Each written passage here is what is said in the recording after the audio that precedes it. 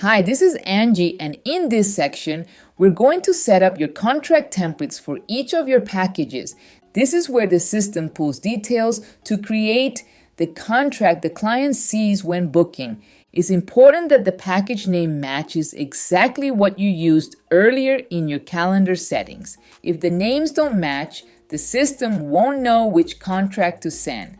Now, everything you fill out here is purely for the contract. It tells the client what they're getting.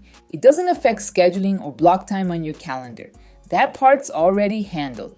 Let's go over an example. Here's a simple engagement session package. The base price is $400.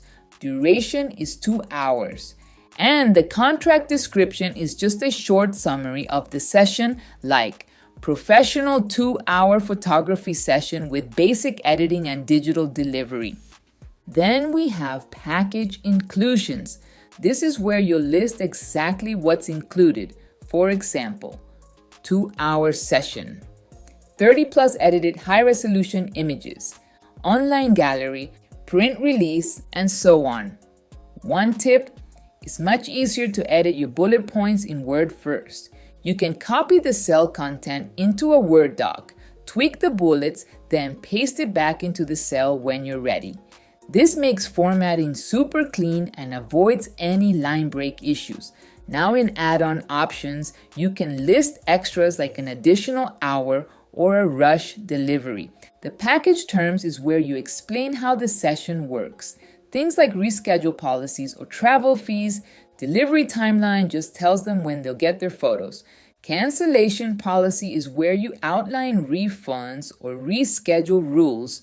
For example, cancel more than 60 days out, partial refund. Cancel within 30 days, no refund. Weather reschedules, free within 6 months. Then we have the only 2 fields used for payment logic. Deposit percentage, set to 50% by default, but you can change this to 60 or anything you like. And full payment days. This tells the system when to send the final payment link.